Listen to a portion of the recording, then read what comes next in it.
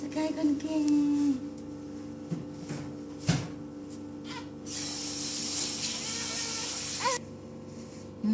อาชี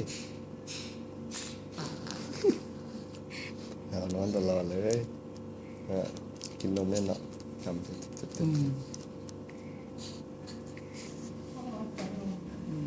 วดนมมีแค่2 ขวดใช่ไหมคะ ร่างกายนะออกกำลังกายนะออกกำลังกายนะน้ำมันถุนยันก่อน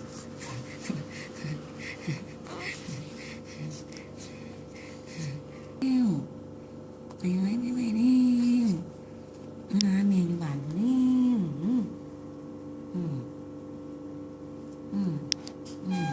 ตอนนี้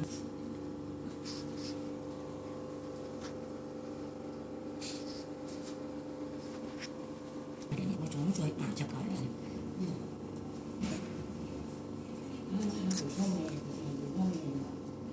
นวดเนี่